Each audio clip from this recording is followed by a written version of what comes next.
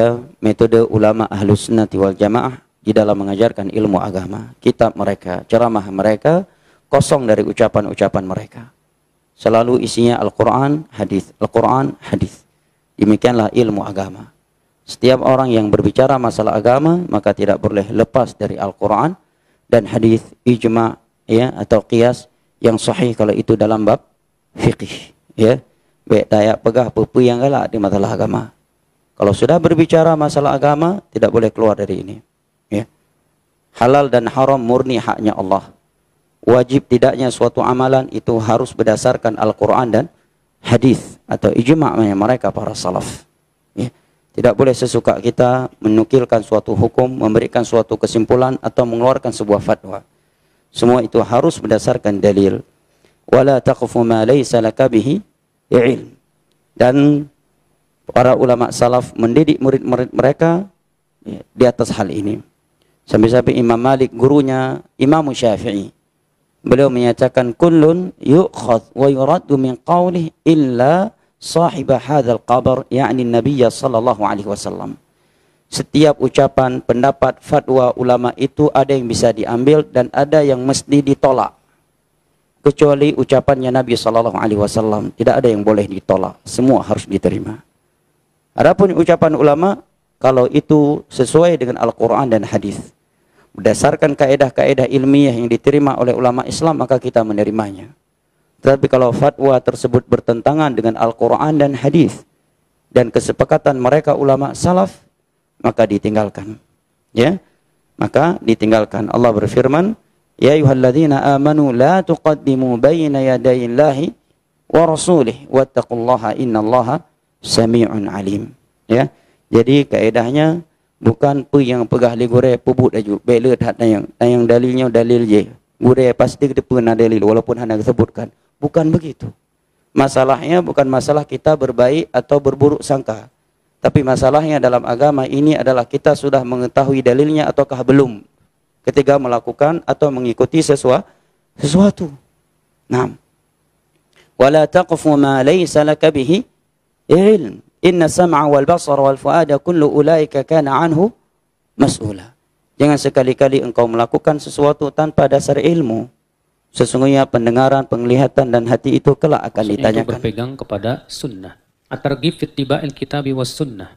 Anjuran untuk ittiba, mengikuti Al-Quran dan sunnah. Karena ya akhi, agama kita dasarnya Al-Quran dan hadis. Maka kewajiban kita dalam beragama wajib berdasarkan Al-Quran dan hadis. Jangan sampai kita beragama hanya sebatas ikut-ikutan, mas. Ikutin pendapat ustadz, kiai tanpa tahu dalilnya. Walaupun memang orang awam, kata para ulama, boleh. Taklid boleh. Namun Al-Hafidh Ibnu Abdul Bar dalam kitab Jami' Bayanil Ilmi wa Fadlih mengatakan apa? Yaitu dibedakan antara ittiba dengan taklid. Apa itu ittiba? Ittiba itu artinya mengikuti seseorang dengan mengetahui dalilnya. Sedangkan taklid mengikuti seseorang tanpa mengetahui apa? Dalil. Dan kita, Pak, harus paham bahwa agama kita ini agama ilmiah, Pak. Dan yang namanya ilmiah dalam Islam tuh kalau jelas dalilnya. Karena agama ini milik siapa? Milik Allah. Bukan milik ulama, bukan. Agama ini milik Allah. Maka siapapun yang berbicara tentang agama ini harus ada dasarnya dari Allah Subhanahu wa Ta'ala. Demikian pun melalui dari Rasulullah SAW. Maka siapapun yang berbicara tentang agama tanpa dalil, hanya berdasarkan akal-akalan, ini bahaya. Makanya ya akhi, kewajiban kita dalam beragama selalu cari dalil, cari dalil. Dan jangan pernah antum malu untuk bertanya kepada seorang ustadz, ustadz mohon maaf, boleh saya tahu dalilnya? Dan seorang ustadz pun nggak boleh marah, Pak. Kalau ada muridnya bertanya, ustadz boleh tahu saya dalilnya? Maka si ustadz wajib memberitahu. Kenapa? Karena sekali lagi agama kita berdasarkan apa? Dalil. Makanya lihat para sahabat dalam hadis Abu Musa al-Asy'ari tadi yang sudah kita bacakan tadi, Pak. Sampai-sampai Abu Musa al-Asy'ari ketika menyampaikan, hai manusia, hati-hati dari kesyirikan ini. Karena ia lebih tersembunyi dari langkah semut. Maka berdirilah dua orang dan berkata, la takhrujanna mimma qulta. Kamu bawakan dalil atas ucapanmu atau kami laporkan kau ke Umar. Sampai begitu, Pak. Kalau zaman sekarang, ustadznya ditanya dalil marah ngambek, Pak. Kamu ngapain tanya-tanya dalil? Percuma, saya kasih dalil juga kamu nggak bakalan paham, katanya.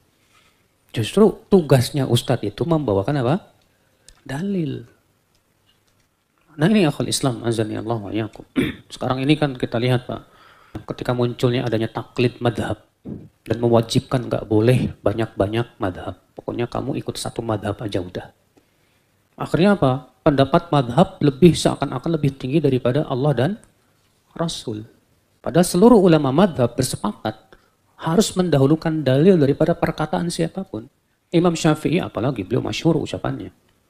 Beliau berkata, ajma'al muslimun ala annahu man istabanat lahu sunnatur rasul lam yakun an yada'aha liqauli ahadin. Kaum muslimin semua sepakat bahwa siapapun yang sudah sampai kepadanya sunnah Rasulullah, dalil, tidak boleh ia tinggalkan sunnah ini hanya karena mengikuti pendapat seseorang. Ingat itu. Ini manhaj loh, Pak. Makanya nanti, Pak, di kuburan kita tidak akan ditanya, kenapa kamu menyelisihi Ustadz Fulan? Enggak. Kita akan ditanya, kenapa kamu menyelisihi Rasulullah SAW? Kalau kita menyelisihi Ustadz karena ngikutin Rasul, selamat kita, Pak. Tapi kalau kita menyelisihi Rasul demi mengikuti pendapat Ustadz, kita nggak selamat ya di kuburan nanti. Allah nggak selamat. Makanya Rasulullah bersabda, Fabi tus'alun, tentang aku kalian akan ditanya oleh Allah nanti pada hari kiamat. Ya. Ini manhaj ya, akhi. Kita harus lebih mengagungkan Allah dan Rasulnya dari pendapat siapapun. Allah berfirman, Ya ayyuhalladzina amanu, la tuqaddimu baina yadayillahi wa rasulih. Hai orang-orang yang beriman, jangan kalian mendahului Allah dan Rasulnya. Maka biasakan, Pak, belajar kepada ustadz dengan dalil. Minta dalilnya. Kalaupun antum harus ngikutin pendapat seorang ustadz karena antum belum mampu misalnya, tetap setidaknya antum tahu dalilnya apa. Karena kalau antum nggak tahu dalilnya, cuma ikut-ikutan, itu bukan ilmiah namanya. Itu namanya taklid. Ya. Tapi kalau antum tahu dalilnya, disampaikan Al-Quran atau hadisnya sahih, ya, apalagi dibawakan juga perkataan para ulama, ya, tentang masalah itu, tenang hati antum. Karena kita sudah punya dasarnya. Adapun kemudian antum berkata, bisa jadi ustadz saya punya dalil. Kadang-kadang orang awam ngomong gitu, Pak. Bisa jadi ustadz saya punya dalil yang kamu nggak tahu. Kita bisa membalikan juga. Bisa jadi ustadz kamu juga nggak punya dalil. Yang namanya bisa jadi kan 50-50. Yang namanya 50-50 itu masih meragukan. Sementara Nabi mengatakan tinggalkan yang meragukan. Jadi ini bagian dari meluruskan sesuatu yang keliru. Seandainya orang salafi ini diam, tidak begitu frontal dalam menyalahkan para ulama kita, mengakui kesahihan mazhab, tidak gampang menyesatkan kecuali dengan dalil-dalil yang kokoh, tidak mencaci maki orang yang berbeda pandangan. Niscaya kita semua akan bergandengan tangan. Tapi kenyataannya sebaliknya. Mereka ini seringkali menyebarkan ajaran-ajaran seolah-olah mereka ini pengikut salaf, yang lainnya tidak. Makanya kita perlu meluruskan, ya. Dan jangan marah kalau diluruskan. Kalau tidak setuju, cukup dibantah dengan dalil, referensi, dan argumentasi saja. Kali ini saya ingin mengulas dan memberikan bantahan atas satu pandangan yang cukup sering kita jumpai dari kalangan mereka. Suka ada tuh orang-orang yang mempertentangkan antara mazhab dengan Al-Quran Sunnah. Kamu milih mazhab apa milih Al-Quran? Milih Syafi'i atau milih Al-Quran? Kamu milih dalil atau ulama? Suka ada yang bilang begitu kan. Mempertentangkan seolah-olah kalau orang bermazhab itu nggak mengikuti Al-Quran dan Sunnah. Mau milih ulama atau milih Al-Quran dan Sunnah? Al-Quran dan Sunnah itu maksum, terjaga dari kesalahan. Ulama itu bisa salah. Suka kan Anda menyimak orang berpandangan semacam itu? Dalam fikih ada mazhab Syafi'i, ada mazhab Hanafi, ada Maliki, ada Hambali. Dalam akidah ada mazhab Asy'ari, ada mazhab Maturidi misalnya. Ngapain bermazhab-mazhab dalam akidah? Kita ikuti Al-Quran dan Sunnah aja. Milih mana? Al-Quran apa ulama? Al-Quran dari Allah, ulama itu manusia, bisa salah. Nah, ini cara berpikirnya sebetulnya sangat gampang untuk dibantah.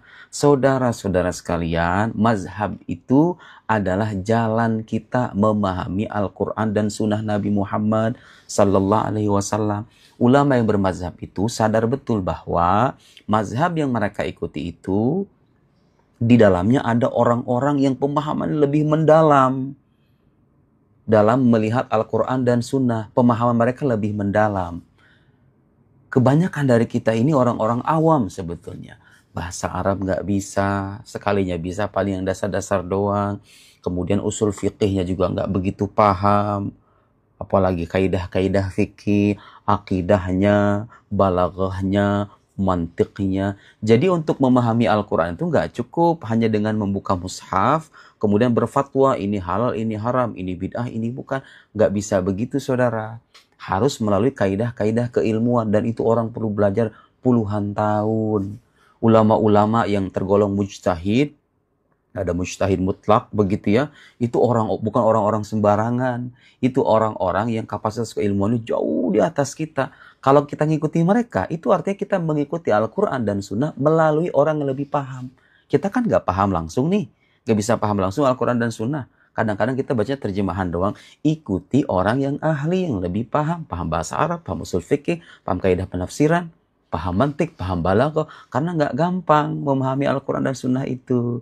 Nah ini pelajaran juga nih bagi orang-orang yang gampang berfatwa, mengharamkan sesuatu, membid'ahkan sesuatu, tapi tidak melandasinya dengan kaidah keilmuan. Hanya dengan mengutip-ngutip saja. Mengutip Quran Sunnah itu gampang. Yang susah adalah memahaminya dengan kaidah keilmuan yang matang. Nah, di hadapan saya ada sebuah buku, ini buku bagus sekali nih. Orang-orang Salafi itu kadang-kadang suka mencitrakan kelompok lain sebagai kelompok yang menyimpang dari Al-Quran dan Sunnah, lalu mereka seolah-olah menampilkannya sebagai pengikut Al-Quran dan Sunnah, dan mengikuti ulama. Tahu nggak? Beliau nulis buku ini, lihat nih. Al-Madhabiyah akhtaru bid'atin tuhaddidu syari'atal islamiyah. Karangan Syekh Muhammad Said Ramadan Al-Buti yang pernah saya ulas di video sebelumnya. Anti mazhab, al-madhab ini anti mazhab. Jadi kayak orang Salafi zaman sekarang ini. Gak mau bermazhab, pengennya langsung Al-Quran dan Sunnah aja katanya. Padahal tanpa disadari mereka sendiri kadang-kadang ikut dan bertaklid kepada tokoh-tokoh ulama mereka. Muhammad Ibn Abdul Wahab, Ibnu Taimiyah, Ibnu Qayyim, Syekh Utsaimin, Syekh Ibn Baz, dan lain-lain. Mereka ingin lari dari mazhab, sadar atau tidak mereka sendiri kadang terjatuh ke dalam taklid kepada ulama mereka. Sama aja dong kalau gitu. Ikuti Imam Syafi'i, ikuti Imam Ahmad, ikuti Imam Abu Hanifah, ikuti Imam Asy'ari dalam akidah, ikuti Imam Maturidi dalam akidah. Kita ini sama-sama berjalan memahami Quran dan Sunnah. Gak bisa langsung, kecuali kalau Anda seorang mujtahid. Intelektualitas Anda di atas rata-rata. Baru Anda mengatakan, ayo kembali kepada Quran dan Sunnah. Jangan ikuti yang ulama yang lain. Kalau Anda mujtahid. Tapi kalau Anda orang awam, harus bertaklid, ya. Jadi bermazhab itu bagian dari ajaran Islam, ya. Justru kata beliau anti mazhab itu adalah akhtaru bid'atin, bid'ah yang paling berbahaya yang bisa menghancurkan syariat Islam. Bukan saya ngomong ya, anti mazhab itu bid'ah, yaitu berbahaya bagi syariat Islam. Dan logika sederhananya begini saudara-saudara sekalian. Dalam setiap bidang keilmuan itu ada ahlinya masing-masing. Di kedokteran, di pertanian, dunia bisnis, politik, hubungan internasional, apapun itulah disiplin keilmuannya. Ada para ahli kan. Kalau para ahli bicara itu landasannya nggak cuma sebatas membaca 1-2 lembar halaman. Mereka itu melahirkan teori, melahirkan kesimpulan berdasarkan pengamatan yang mendalam. Di agama juga begitu, ada para ahlinya gitu loh. Yang akidah ini ada imamnya, yang fikih ada imamnya, begitu. Nah kalau kita bermazhab itu artinya apa? Kita meninggalkan Quran dan Sunnah? Tidak. Justru itu cara paling selamat dalam memahami Al-Quran dan Sunnah karena kita nggak bisa paham langsung. Jadi bertaklid ini hal yang normal sebetulnya dalam kehidupan kita. Dalam kehidupan sehari-hari pun kalau kita pergi ke rumah sakit, kita kan sebetulnya itu mengiyakan pernyataan dokter karena kita percaya ada keahlian di situ, ya.